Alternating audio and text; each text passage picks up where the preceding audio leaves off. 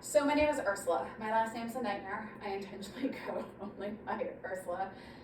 Unusual spelling, and I am brand new to Phoenix. I've been here almost a year and a half now, moved here from the DC area, so if you're talking to me about locations, areas where you're practicing, I'm lost, so just please be patient with me. Just because everyone wants to know a little bit about you, my husband David and I have been married for over 30 years now. Our oldest son, Joe, and his wife, Lucy, actually were married by my husband just about 2 years ago, and I have my first grandbaby on the way, coming in December. And then my youngest son, Dan, is my husband's doppelganger, as you can tell. We call him Weedhead, not because of the pot, but because his hair grows like a weed. Literally, the kid came out with an Elvis Presley mohawk. So that's me. Birth work was not something I ever intended to do. I literally fell into this. I took a childbirth class with my friend Sheila, and then we wound up getting pregnant with our second kids around the same time, and we were really friendly. And I used to help watch her older son, Connor, every time she would have a doctor's appointment or any kind of an overlap, and Connor left me. And so she asked me, she had no family in the area, she asked me to come to the birth.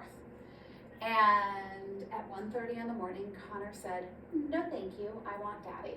So Daddy and I swapped spots, and while Daddy was parking the car and bringing his son upstairs, she started to go really, really fast. So we got into the hospital, and the funny part is that the midwives had just gotten privileges to deliver at this hospital 12 hours earlier. So the hospital, all like security, hadn't been notified yet. So the midwife is arriving, I have her upstairs, the nurse is demanding a urine sample. So I said, just sit on the toilet, it's not a bad place to labor. We're trying to do the urine sample, and the midwife is downstairs fighting with security trying to get up. As all that is happening, all of a sudden she starts having the urge to push on the toilet. And I know what's going on. Like, I had never been at someone else's birth, but I had had 2 babies. And I remember looking at her on the toilet. Here I am in this tiny little bathroom with these hard tiles, looking at my hands going, hands, towel, what am I gonna do? And then she goes, he's coming right now. And so as she stood up off the toilet, I delivered Cole, who's the cute little ones in this photo, and brought Cole up to her chest as the nurse finally runs into the room after I've been screaming, you know, we're crowding, we're pushing, the baby's coming, and that's how I got into birth work. It was a complete, absolute accident, and then it just sort of moved from there.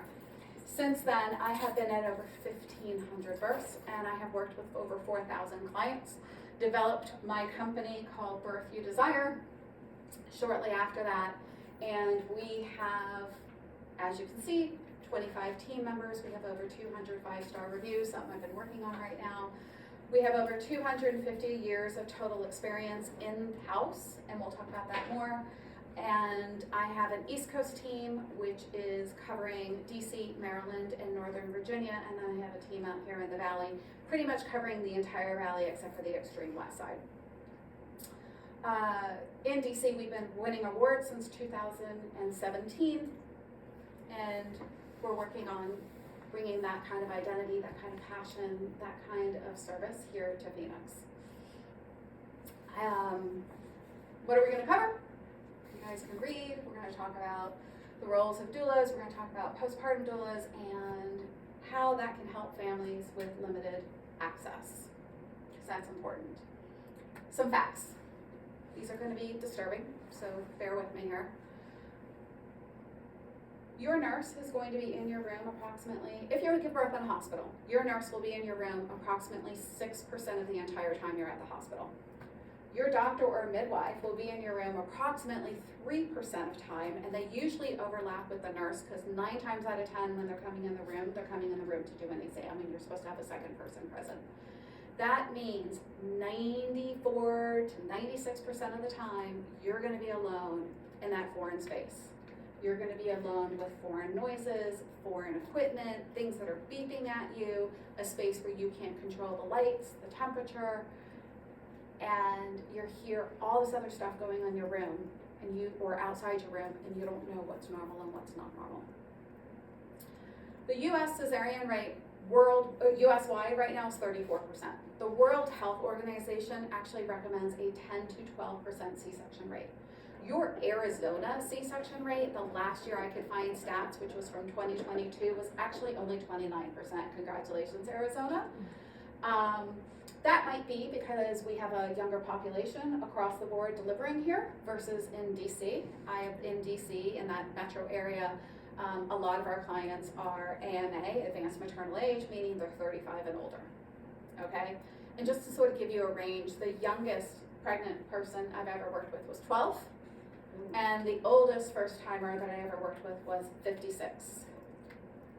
So, yeah, like we're talking about menopause and hot flashes, but there are people who can still get pregnant at this point in their lives. When we have those older families, older moms, when we have people who are using help to get pregnant, and when we're dealing with specific demographics, our birth complication rises significantly. And the national stats are actually 31% of all births have some sort of a birth trauma or complication involved. And that scares me. I don't know about you guys, but I find that's extremely scary. And then if you are in one of those minorities, your death risk is 3 to 4 times higher than it is for the average white woman delivering in the United States. And that has nothing to do with your education level, it has nothing to do with your socioeconomic class, it solely has to do with your skin color, where you live, and it has to deal with your culture and if you're in your home culture. We're gonna get into that in a little bit more depth. I'm gonna tell you some fun stories too, so it's not gonna be all Debbie Downer, I promise. However, this is another Debbie Downer moment. Are you guys aware that we have the worst maternal mortality of all the high-income countries in the world? Does that not scare you? Because it scares me. Sorry, Amanda, you're getting ready to have your baby. I apologize. Questions about this? Look it up. I'm just doing highlights. I'm not even getting into the murky stuff here. What are those drivers? All right, 31% of the complications happen in pregnancy. And that has to do with access, that has to do with access to providers, it has to do with access to food, it has to do with, does your job give you time off to get to maternity care? Do you have a car to drive to your OB visits? Simple things that we forget about. 17% the day of delivery, those would be birth complications. It could be something as simple as a cord in the way of the delivery, or it could be something much more complicated like preeclampsia, hypertension, things like that.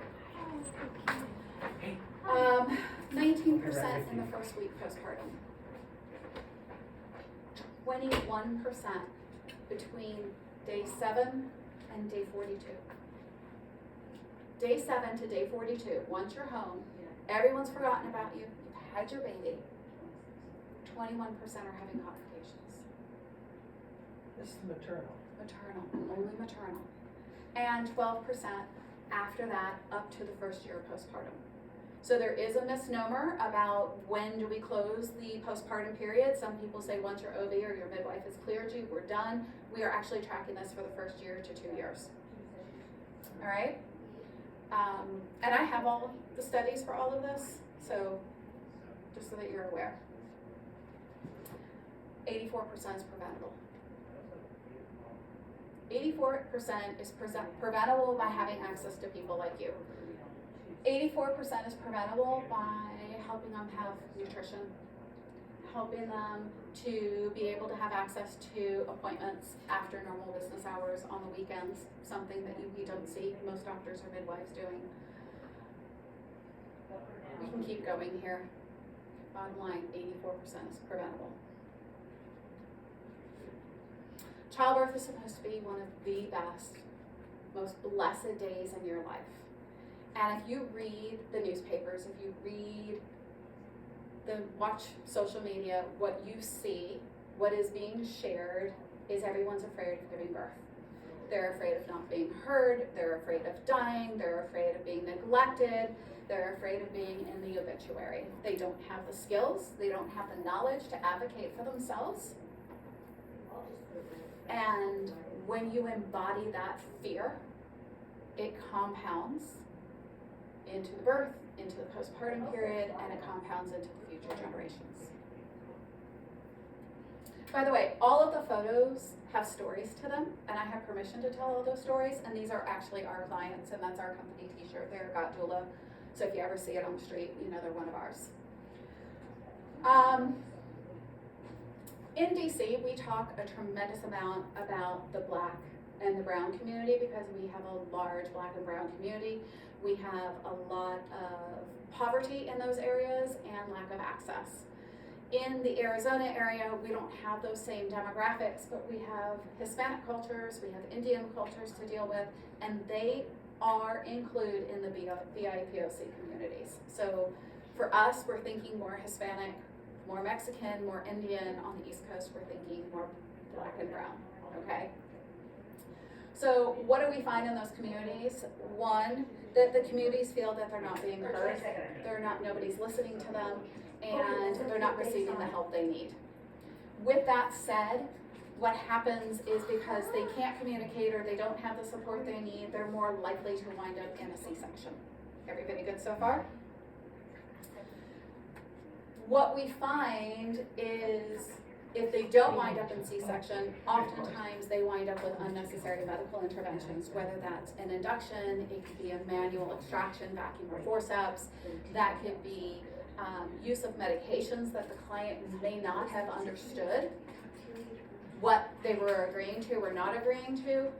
And we also find that there is more prematurity, there is more low birth weight, there is repeat hospital admissions. We find that those clients have more trauma, they have decreased birth satisfaction, and again, all the compounding effects of all of that as well. You guys stop me if you have a question. So this is the technical definition of what is a doula.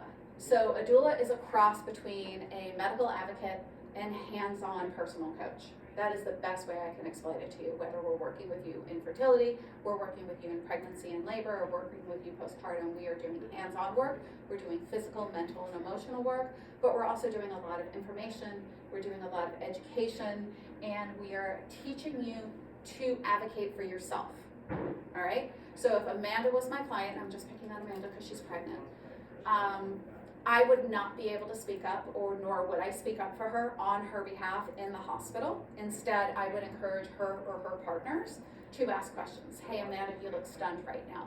Do you have questions for your provider? Hey, Daddy, you look like you're really confused. Do you know what questions you're supposed to be asking right now? No, Ursula, we don't know what those questions are. Let me tell you what the 5 magic questions are, and then you ask the questions, right?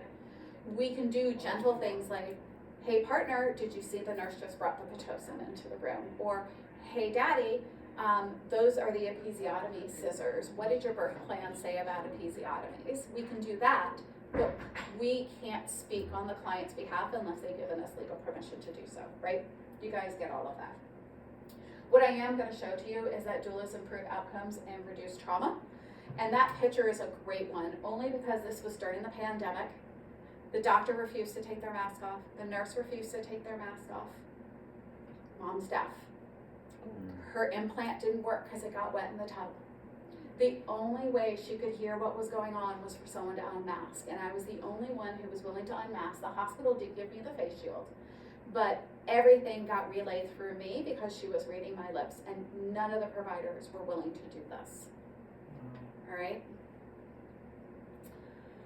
So the technical definition is mother to mother, but let me also be really clear. We are an open practice. That means we take care of anyone who is pregnant, no matter how they identify, what their culture is, what their orientation is, what their religion is. We will work with everybody, gestational carriers, adoption. I am going to use the word mother in my presentation today, but when we normally talk, we just say birthing person for clarity because there's a lot of freedom there. I explained to you before, we do not speak on the client's behalf, but we can say, Amanda, do you understand what's happening? No, I'm very confused. Hey, Dr. Black, can I try explaining it to Amanda? Sure, you can. Amanda, what the doctor is saying is that your baby's in this specific position. Your pelvis has this dimension to it. So that means we need to put you in this position to help the baby to rotate. And if you really want the baby to come out your vagina, we really should consider adding some Pitocin to make your contractions stronger. Now what questions do you have? And that's a different question than the doctor coming in saying, well, you've been stalled for 6 hours, your baby's OP, we should start some PIT. Right? Emotional support, hand holding. I cannot tell you how many women have put their head right here and cried, or just put their head here in labor and need to be held because they need that female comfort, and you're not gonna grab your nurse or your doctor and bury your head in their chest. You're just not. Non-medical comfort support, things like TENS units, position changes, getting you in the tub, getting you into the tower, knowing how to hook up the equipment on the bed, asking the nurse if we have access to the squat bar and is she willing to let us use the squat bar, stools, birthing tubs. I mean, there's a slew of things that are available that most people don't even know they can ask for. Of course, probably the most important thing is continuous support. So where your doctors and your nurses, especially in a hospital setting, work 12-hour shifts mostly. If you go into labor and arrive at the hospital at 10 o'clock and you don't deliver until 10 o'clock the next night, that means you're having a minimum of 3 doctors attending or midwives. That means that you might have a minimum of 3 or more nurses over that time period, because nurses come and go because they manage 3 rooms simultaneously. So if we're pushing in room 2, I'm gonna leave room 3 to go push with room 2, and we're gonna call a backup nurse into this room. So outside of your partner, the only continuous support you will have is that doula that's bedside. And most of our partners are not comfortable in these foreign environments. Even if you're at a birth center, it's still a foreign environment for them. Facilitate communication, like we talked about, and taking care of the partner. And that can be as simple as, hey dad, when was the last time you laid down? Do you want to take a nap? Why don't you lie down for 20 minutes? When you're done napping, I'll lie down for 20 minutes. And this way someone's always gonna be up with Amanda, right? Hey dad, when was the last time you ate? Hey dad, things are about to get really active in here. I really need you to have this orange juice and eat this sandwich. Or we're talking about maybe going down for a C-section. I need you to sit down and eat now, right? Putting his booties on. Simple things can be really powerful. So where do doulas work? I've been talking about hospital, but we also do birth centers and we do home births. Our practice does not do independent births or free births. We only work with other providers. That's our policy. However, we work locally, like I said, DC, Maryland, and Virginia. We have a team here in the Valley. We travel, and we also do virtual services nationally and internationally. We have done births all over the US. We have done births in Japan, Honduras, Bahrain, Germany, England, and I can just keep going, but those are just some of the off the top of my head. And you can see that's a picture of me, and that was the nurse who took down her mask because the client's COVID test had come back normal and she felt comfortable doing that, and that was her introducing me to the baby on video. Clientele. It's you guys. It's everyday people. It's school teachers, it's police officers, it's the military, it's teens, it's older moms. But we also have a large demographic of medical and legal professionals, because you guys know how important care is and you know what the complications of not having care are. And then we work a lot with public figures who need to recover quickly. They need to get back on their feet. They have an Emmy, they're an Olympian, they're in the government, and they have to work. And so all the demographics we work with, we work the most with the first 2. Doulas do not replace the partner. Okay? So Amanda, can I keep picking on you? How long have you been married? We're forever lovers. Forever lovers. Okay, how long is the forever? About, I think, 10 years now. Okay, so they've been together for 10 years, and your partner's name is? Michael. Michael. So Michael has slept with her, ate with her, knows her family, knows her religious preferences, knows her quirks in a way that a doula never can, right? I could be the world's best doula, but I'm never going to be able to step into Michael's shoes. When she needs someone to cuddle with in the bed, me crawling in the bed and cuddling with her is not going to work. It needs to be Michael crawling into the bed and cuddling with her, okay? What the doula knows is the doula knows birth.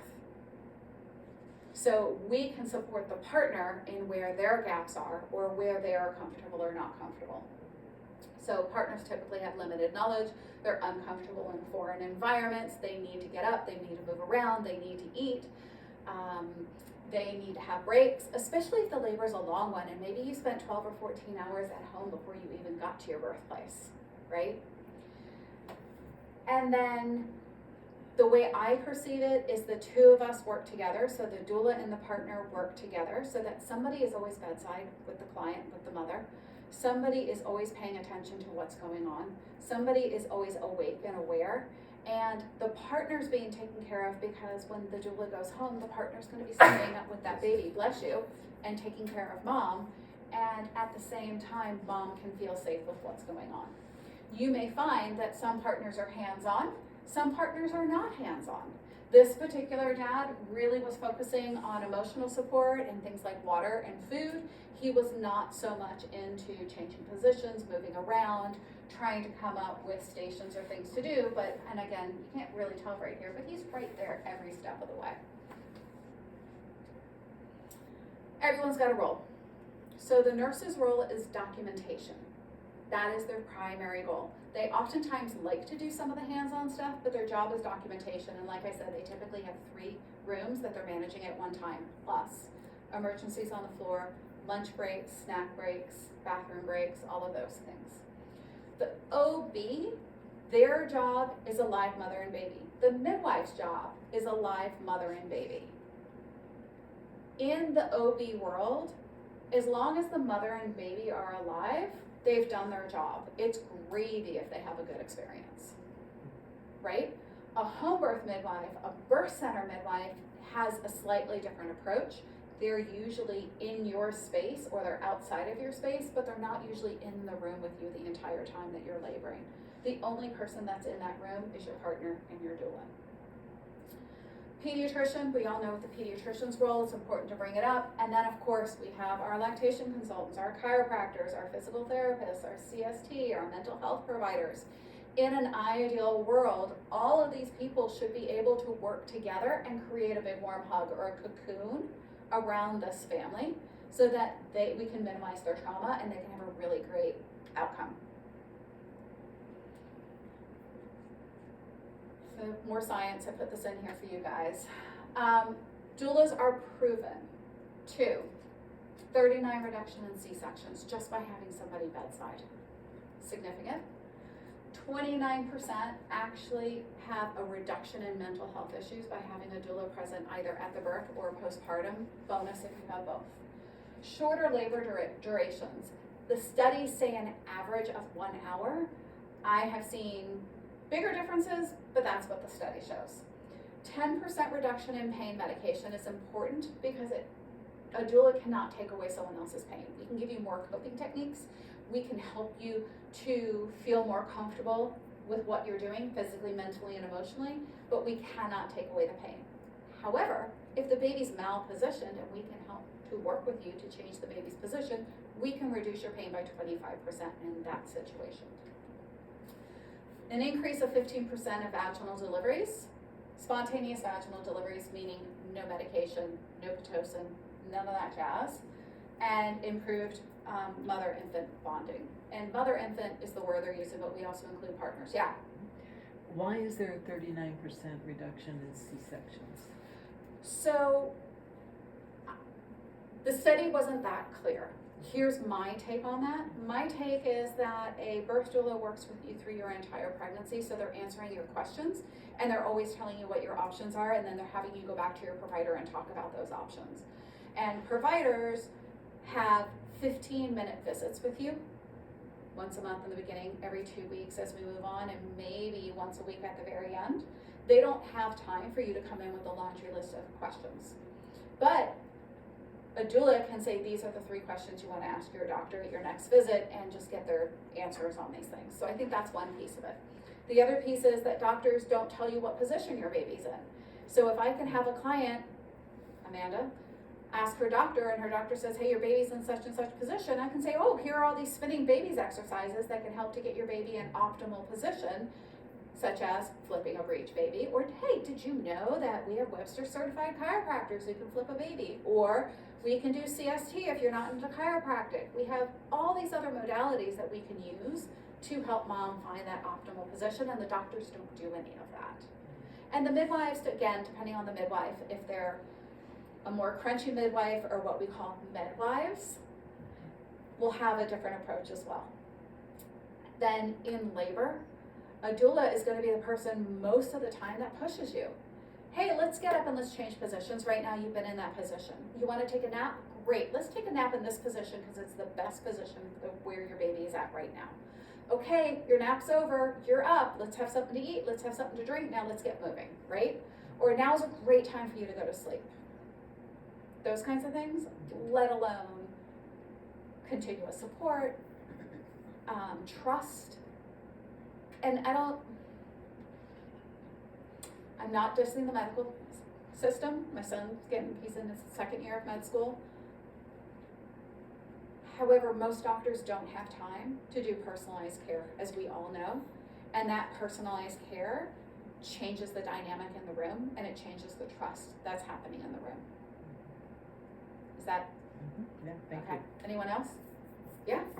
So as far as somatics and like the effects on physiology of your like safety, if there's any cortisol spike whatsoever, it's going to arrest any and all physiological Correct. processes and shift every single cell in your body to a contracted state, meaning that elastin production is going to shut down, flexibility is going to be reduced, everything. So the safer you are throughout any event, the more likely you're going to flow through it rather than start hitting resistance. Which is why when you have a home birth, labor time is 20% shorter than when you give birth in the hospital. The sheer act of getting out of your car and going into a foreign environment causes the body to contract. The sheer act of hearing other people screaming next door to you, maybe your room wasn't cleaned or set up the way you wanted, or any number of other things, Just a spike in blood pressure alone. shuts everything down. And the baby feels that. It's not just the laboring person. The whole system, both of them. One of my favorite things to talk about is the harsh environment theory, and you sort of danced us right into this. So, medical routines cause stress. So if we think about the 5 senses, I'm going to talk about 4 of them. But let's just assume it's a birth center or it's a hospital, because if you're staying at home, you're not going to have these same triggers, right? But if you're going into a hospital or a birth center, the space itself looks different. You're moving from an environment that's your house that is safe and secure and comfortable. You're getting into a car that you know, then you're moving into a space that you do not know. There are bright fluorescent lights overhead. There are machines flashing lights at you. There's all kinds of things going on site-wise. On top of that, we have providers we've never seen before, potentially. Definitely not your nurse. They're in spacesuits, especially if we're at the end of your pregnancy, or if this is labor and they're masked, or it's COVID and they're masked. So sight, you're triggered right there. Body's starting to shut down. Smell. All these places are cleaned with really strong smelling chemicals. Great face, Veronica. And so those smells trigger you, but so does the smell of you accidentally peeing on yourself, or your own blood, or if you puked in the garbage can and nobody has the time to clean that for you. Who do you think's aware of those things? We can bag up the garbage and stick it in the hallway, right? Sounds. People screaming, the machines beeping, things wrapped around your stomach, touch, strange feeling sheets, the hospital gown, the temperature in the room can be funky. Like, we can just keep going down. But if we go back to what you said, this is 4 additional shutdowns that happen. And so what happens to the body? It can't relax, it can't move forward. So it's the partner, it's the doula, it's turning the lights off, it's playing music so you can't hear people in the other rooms, it's letting you know that you can bring your own clothes or your own blankets. It is saying to the nurse, hey, that's a really sensitive spot, can we try the IV somewhere else, or do we have to have the IV right now? Small things like that can make a world of difference in somebody's comfort. Great model, just talking about all those things. So continuous labor support will increase mobility, self-esteem, pain, and decrease anxiety. Those things will decrease epidurals, decrease interventions, specifically Pitocin, shortening your labor, giving you better outcomes, higher satisfaction, increasing spontaneous births, and decreasing C-sections. And we were talking before, most of these services, doula services, birth or postpartum, are not covered by insurance unless you happen to have Carrot Fertility, which is now covering them. So this is just a summary of what we just saw, but what I really want to talk about here is a couple of different things. We find that when you have a birth doula, you have a shorter hospital stay and you have a shorter recovery time. That means you're not staying in the hospital because you haven't been moving or you haven't been ambulating or your body hurts or you don't know what your options are, your house isn't set up to go home to. That means we have fewer complications and readmissions to the hospital, and science actually shows if a client has a birth doula, that child will have 3 fewer hospitalizations over their lifetime. Can't quite figure that one out, but that's what the research shows. Reduction in preterm birth, specifically through the babies not being low birth weight, understanding what to eat, how they can eat, how much they should be eating, because doctors don't, and most midwives don't have time for nutrition. 47% reduction in preterm, and therefore lower admissions to the NICU, right? All really common sense. If the baby's not in the NICU, if the baby's not small, if the baby has been able to come to the breast, if the baby's feeding, or if the baby's been able to take a bottle adequately, we have better postpartum outcomes and less depression, anxiety, less OCD, less PTSD. Stop me if you have questions. Postpartum a little different. Not having a birth doula, only having a postpartum doula shows you these stats. So improved mental health, specifically postpartum depression and postpartum anxiety, by having that support in the house. Enhanced breastfeeding or bottle feeding, depending on what your needs are.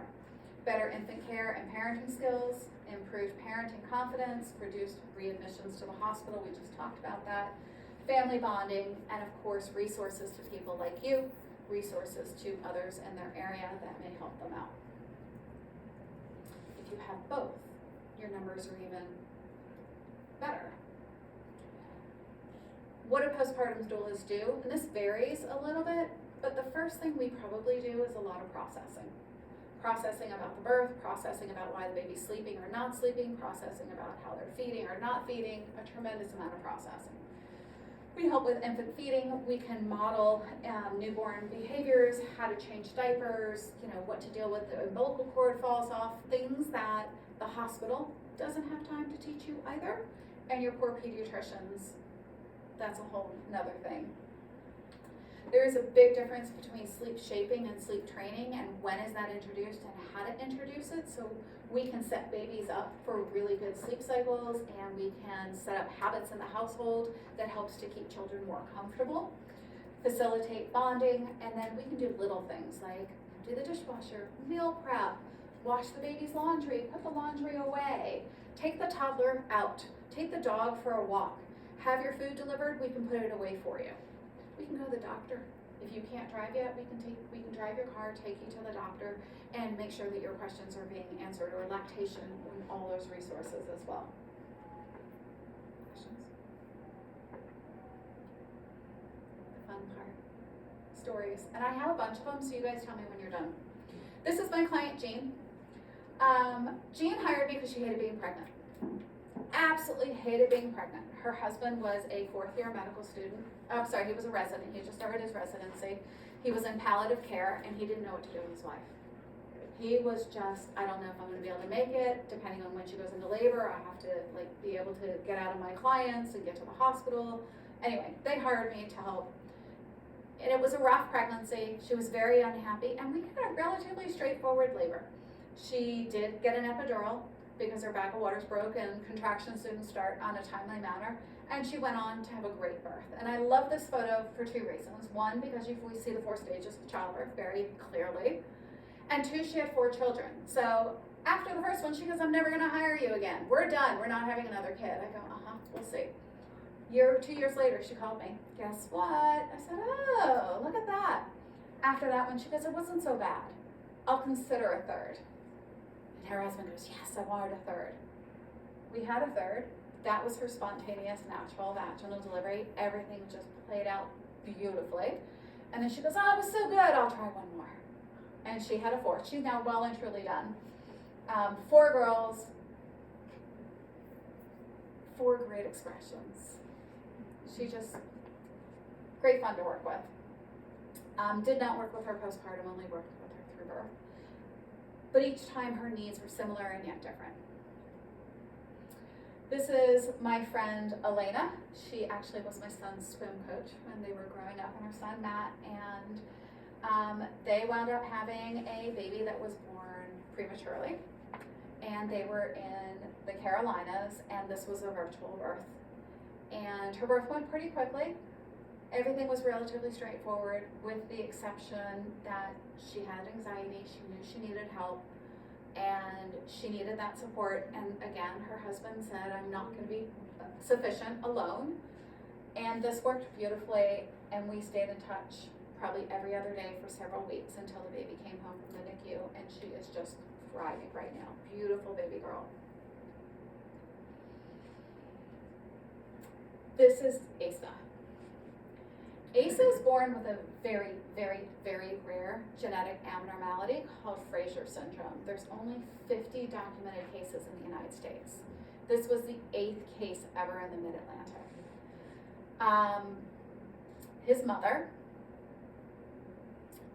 was in my first childbirth class, and they did not have a doula for their first birth, and she had a long labor, and she wound up in a C-section because she was stalled.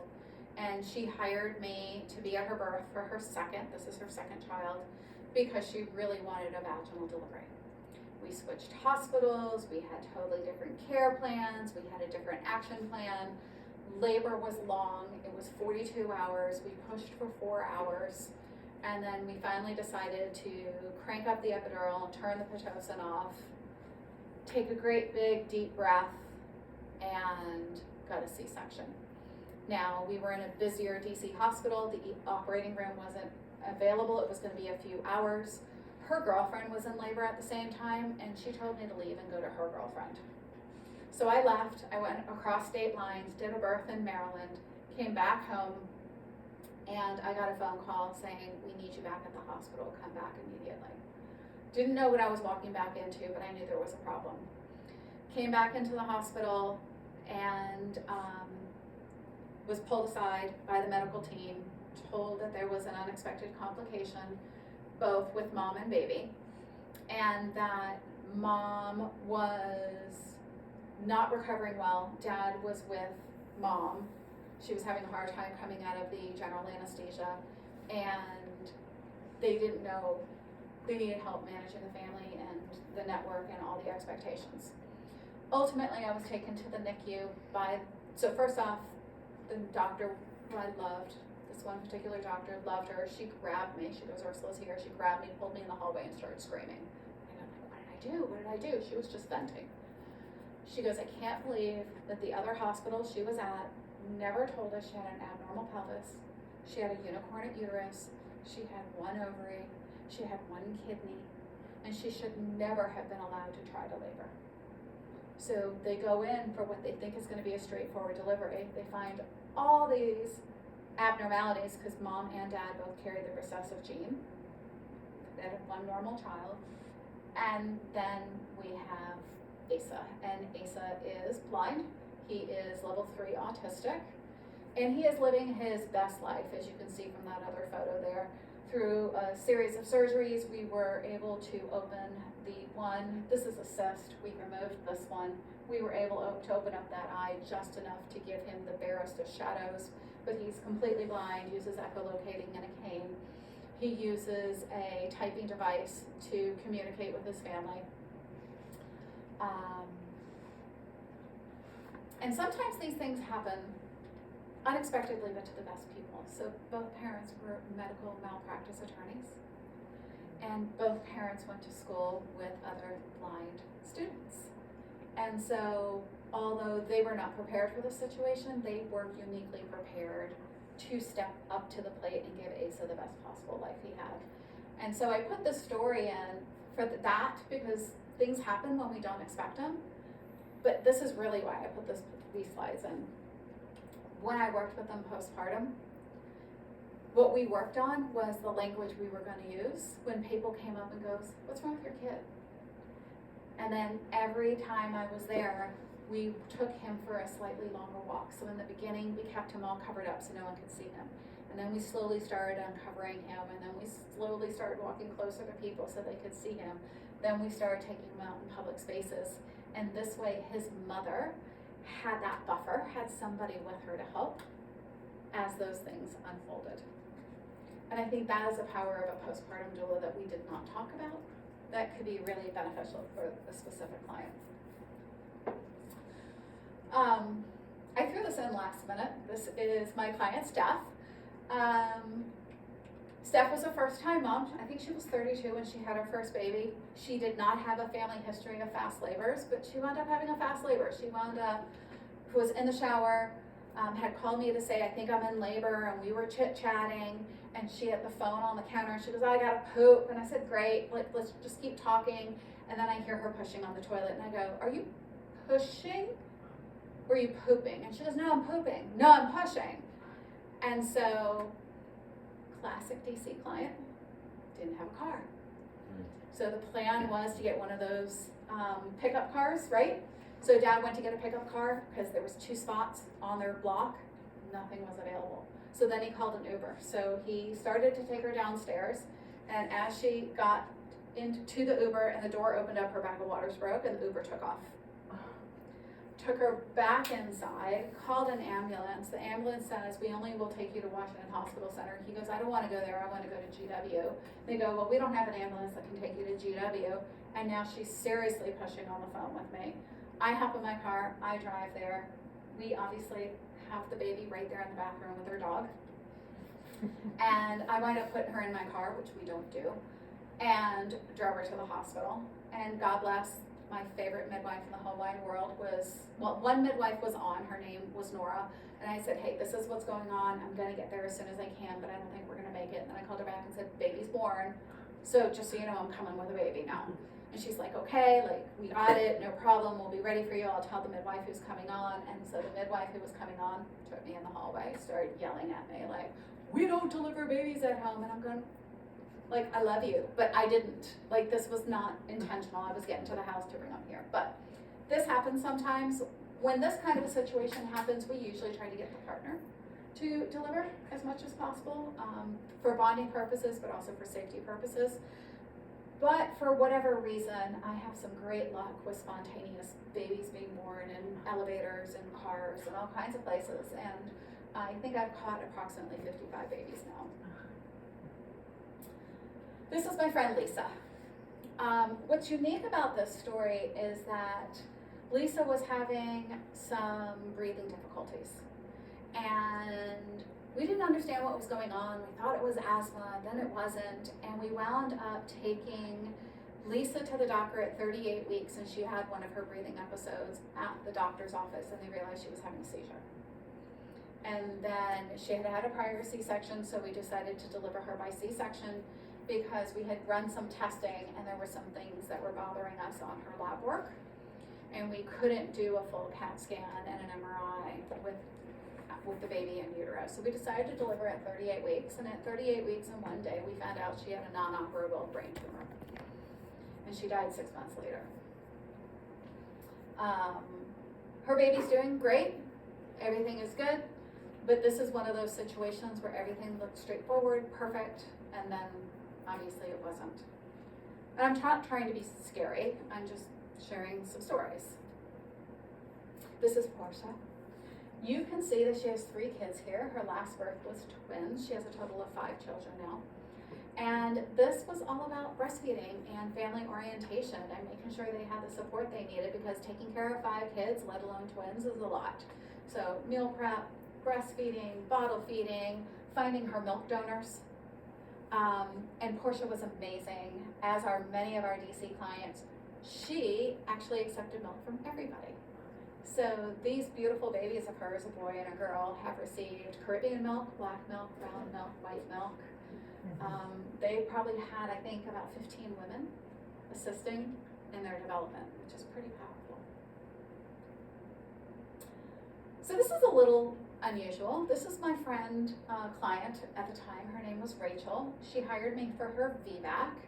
And as labor was unfolding, I had the heebie-jeebies and I thought something was up and I didn't quite know. And her belly was like unusually big and she was teeny tiny. And she started getting pain in her right shoulder. And for those of you who work in obstetrics, when we hear pain in the right shoulder, the very first thing we think is abruption. And the pain started getting worse and worse, and she had an epidural, and it was going through the epidural. I went out in the hallway, I spoke to the 2 midwives. One of them was a personal friend of mine, one was somebody I had been working with for 10 years. They go, yeah, there's no signs of abruption, her blood pressure's fine, the baby's heart rate's fine, everything's fine, you're just overreacting. You just had another abruption a couple of weeks ago. I go, no. And so one of my favorite doctors was on the floor who was the attending, and I said, can I talk to you? And he goes, yeah. And I said, I'm really concerned about my room. This is the deal. We know it's a big baby. She has the signs of abruption. Her shoulder hurts. I just think we're in a really bad place. Can you come in and assess? And he came in and he assessed and he goes, yeah, you might be just starting. There's no signs. Your baby's definitely big. It's going to take us a number of hours. You haven't even hit 10 centimeters yet. And she said, look, I believe Ursula, I trust Ursula, we're going for a C-section. Went for a C-section, and her uterus is what we call windowing. So the scar has started to separate, and so it was clear like a window pane, and it was literally getting ready to explode right when he was in there. So literally, we dodged that by a mile. But what happened is when he was born, he had a 10 centimeter spina bifida cyst on his sacrum. That was missed on every single one of the ultrasounds because he never rolled off that side. And when the technician counted, the technician stopped counting as she got closer to the sacrum because she couldn't see it. Had he been born vaginally, he would have died. Now, he's in a wheelchair, but he's fully functioning, mental acuity, everything's there, he has a good life.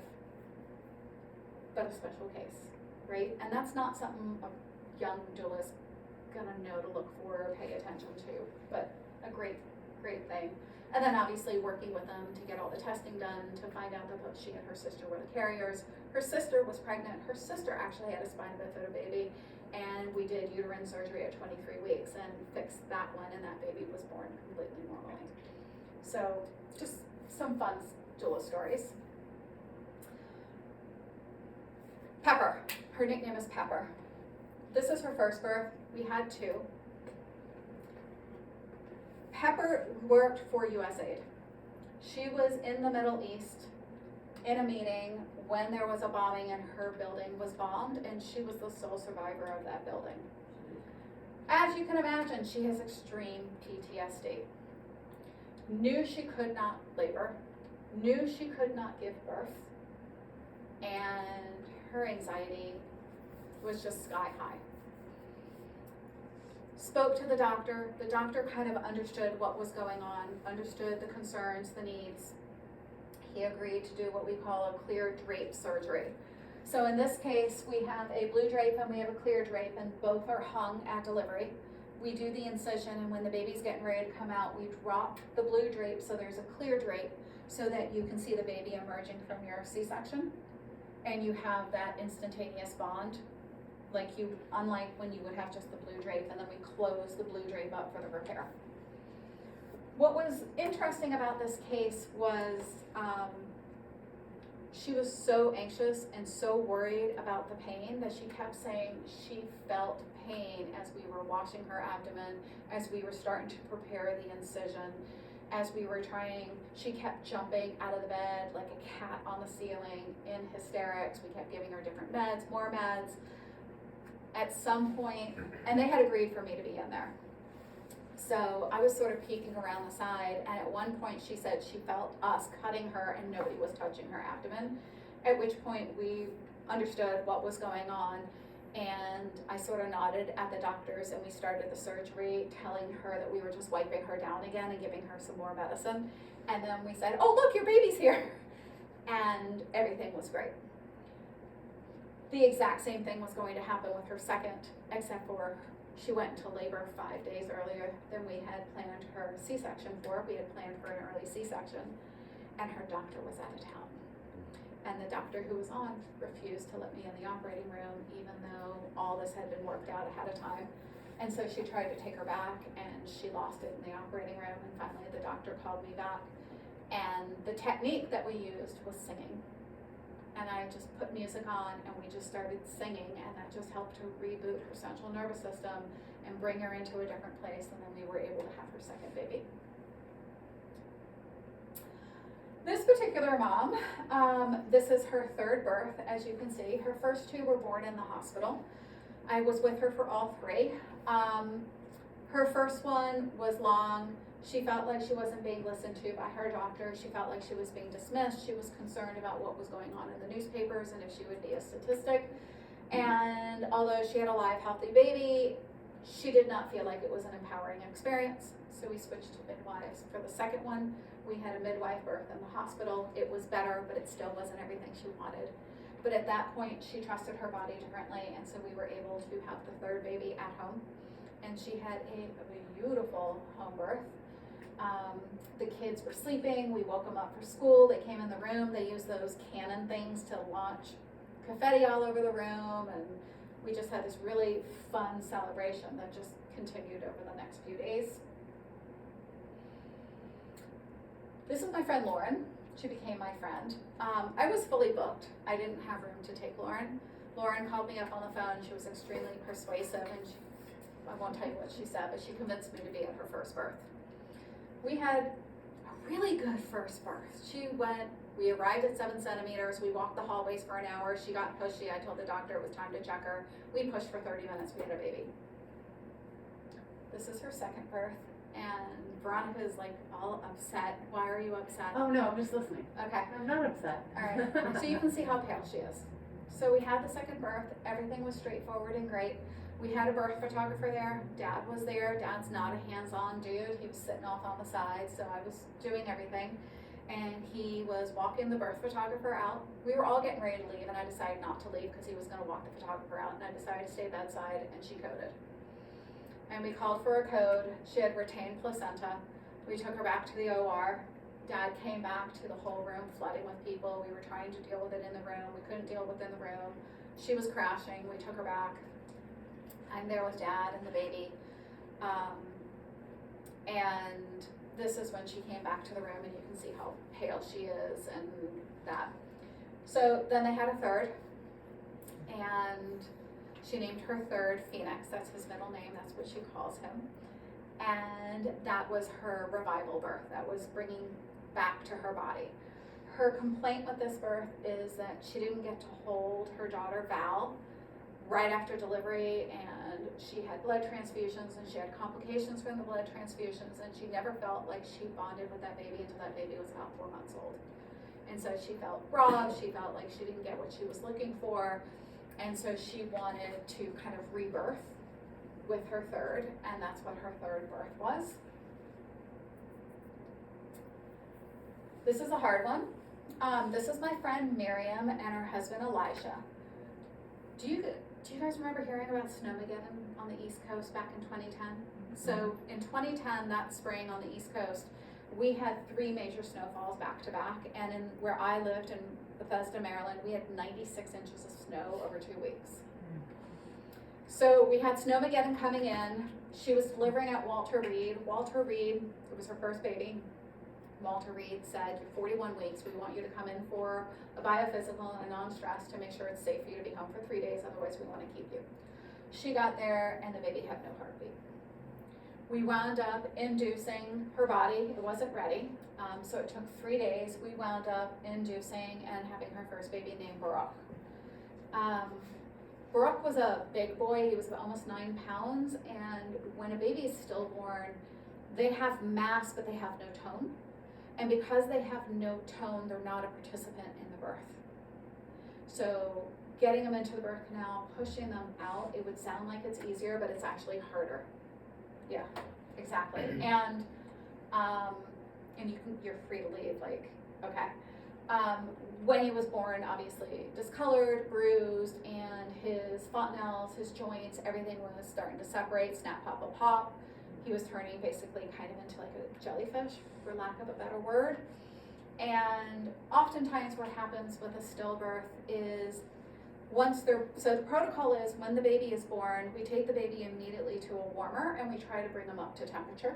And we dress them up and we try to minimize as much bruising as we can and put them in clothes that you kind of would have expected to take your baby home in. And so then we wrap them tight to keep their joints together and we bring them back to the family so the family has a chance to meet their baby, acknowledge them, name them, grieve with them, and when they're ready, let go of the baby. And during this process, so we did all that, we brought the baby back, and this was like a horrible 3 days in the middle of the snowstorm with no power. The hospital was shutting down, a bad place. We bring Baruch back to Miriam and Elijah, and they're holding him, and the body releases air, so it sounds almost like he's exhaling, and all of a sudden they got hopeful and thought he had revived.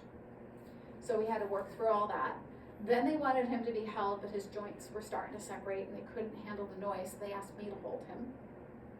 So I held him for a while, and then finally they allowed me to take him into the next room and do an exam with the doctors. And then I went back and I sat with them for a couple hours, and we agreed to let me go home through this massive snowstorm that the doctors didn't want me to leave. They wanted me to stay in the hospital. Anyway, because the ground was so frozen and it's a Jewish family, you have to hand dig the graves. So it wasn't until the summer, basically, that we were able to hand dig the grave to place him in it, and they asked me to come back out, and Elijah and I dug the grave, and I helped to carry him and put him in. One of the hardest things I've ever done in my life. They got pregnant again. Went back to Walter Reed. Had a beautiful baby boy named Saul, but during the labor process, I was seeing some mental concerns. And at one point I pulled Elijah aside and I go, "Has she been suicidal?" And he goes, "Yes." And I asked him a whole bunch of other questions, and he told me it had recently gotten really bad at home, which he had not shared with me until I started to see these gaps. So I went out, spoke to the docs, brought social work in. We set up all kinds of things for people to check in with her on postpartum, et cetera, et cetera. Anyway, her doctor wasn't there. He was coming in. She was kind of waiting for her doctor to arrive to deliver the baby. Another doctor came in. She really didn't like that doctor. So when she heard that that doctor had to go to another room to push and we were just going to hang out, all was good. So we started hanging out, and all of a sudden her body started spontaneously pushing and the baby was coming. And so I turned to the nurse and I go, "Are you calling the doctor?" She goes, "Nobody's coming." I said, "You gonna catch?" She goes, "I'm not touching it. I'm not catching it. I'm not doing anything." It was a relatively new nurse. I didn't know that. And Miriam yelled, "Ursula, catch my baby." And so I delivered her baby, brought the baby up to her chest. Then the doc walked back in and went, "What? Like, what just happened?" The doctor was a little hissy at me until the nurse said, "Look, we were calling you." And then the doc was riding the nurse caught, and she was like, "I'm not ready to do that." So we're doing the whole postpartum period, and then about 2 hours later, her doc shows up and he walks in. Vroom. "Where's that doula?" in big booming voice. And I go, right? And I go, "I'm the doula." And he came right up to me and goes, "Fist pump! You did great." And I'm like, and he goes, "Obviously this baby wanted you to be here. You were the right person to catch this baby. Miriam was only gonna relax for you. Like, you did your job, you're great." Was not happy with that experience, wound up having a third at a different hospital. Even better experience. But you know, you have to meet the client where they're at, right? He was active military. They had services only at Walter Reed or Fort Belvoir. Then, you know, TRICARE changed the rules a little bit, and then they said, "You know what, it's important to us not only to pay for Ursula, but to get this other TRICARE plan where we could go out of hospital and go to this other practice that Ursula recommended," right? So you make choices as you go, the best you can. Just another family, they happen to live in Florida. They're in that area right now that's getting hit pretty bad. Her first child, Braden, her bag of waters broke at 33 weeks on vacation. We didn't realize it had broken. It was just a really light leak. She went through her whole vacation. She came back 10 days later. She goes, "I'm still leaking." I said, "Let's go to the doctor. Let's see what's going on." She was ruptured. Put her in the hospital, put her on antibiotics. We kept her pregnant for approximately another 4 weeks until her body went into spontaneous labor. She calls him her pinecone baby because her pineapple baby because she says it feels like a pineapple's coming out her butt when babies are born. One of these I caught. I can't remember which one. Then there was another one, and then we had this baby on video during the pandemic. Questions? I know I went all over the place. Yeah. What's your usual postpartum timeline? Does it just depend on the person, or like how long you're there? Yeah, so right after a birth, we usually stay for 90 minutes to 2 hours unless there's extenuating circumstances. So the intention is to make sure mom's stable, baby's stable, and baby's been fed in whatever modality they've decided. And then we check in with them at 24 hours, and then we do an in-person postpartum visit within that first week. Now, postpartum doula services, for most people, it starts once you're home and somebody starts coming into the house, either days or nights. We offer a couple of different unique services. One of the services we offer is we will go stay with you in the hospital if your partner has to go home because they have to sleep, there's a toddler at home, whatever the situation might be, we can come and replace the partner and stay with you in the hospital if that's appropriate. We also take our same postpartum doula services, and we also do mommy makeover recovery. So somebody who's having a tummy tuck or a breast augmentation and they need somebody to come in the house, watch the kids, do a meal prep, do light laundry, we can do that for them as well. What's a package usually cost, rough? Like, For postpartum or birth? yeah. Okay, so here in the valley, we're charging $1,800 for a team member to do all the birth services. So from the time you sign and give us the deposit all the way through the birth and then a postpartum visit, that's $1,800, $2,000. Postpartum is $45 an hour a day, $50 an hour night. Most people sign up for a 40, 100, or 250 hour package.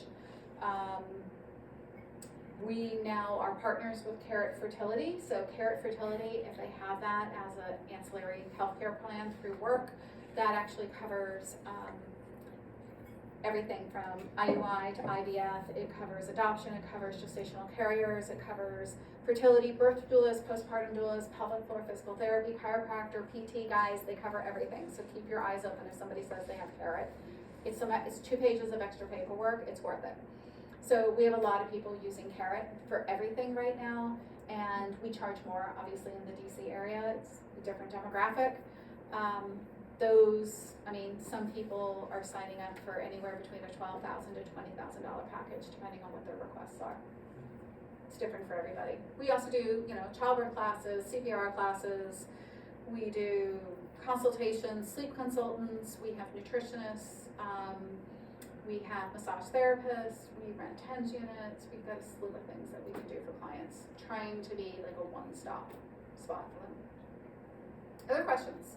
Can you go back over the shoulder thing that you were talking about? Yeah, so whenever we have pain in the right shoulder, it is usually a sign that the uterus is getting ready to open. Okay. So that's called an abruption. And it is unusual for a uterus that is not scarred to abrupt. So it can happen with a first-time mom versus a... I've only ever had it happen with a first-time mom, Okay. and it was a super rare case. Okay. Okay? Usually we see it in individuals who've had 2 or 3 C-sections. Okay. All right? It's unusual. Mhm. However, when we have a larger baby, when we have a shorter mom, when we have other health issues, and a myectomy would also include, not just a C-section, any incision to the uterus puts you at risk for that. So much so that if you have a uterine scar, you cannot use cervical ripeners Okay. because they increase the risk of a rupture or a stillbirth significantly. But the sign that you're gonna possibly have a rupture is extreme right shoulder pain. And so so I feel right shoulder, I don't, but I feel right shoulder pain. Is pretty common, and that's why as a sole indicator, the providers didn't want to believe me because we were not yet seeing issues with the baby's heart rate. Okay. We were not yet seeing blood in the Foley. Does it usually happen in one trimester over the other trimesters? It usually happens in labor, In but labor, it can okay. happen in the 3rd trimester. Okay. But 90-something, 98, whatever % of the time it happens in labor. Okay. Is it more with certain populations or like No, if it doesn't you've had seem to IVF be. or not? Okay. Nope. an LEAP procedure that women get done? Would that also increase the risk? So For a you LEAP too. doesn't, and a LEAP is really interesting. So does everyone know what a LEAP is? LEEP? Okay, so a LEAP procedure is a transvaginal procedure for cervical cancer. So after we do cone biopsies or we do biopsies, then depending on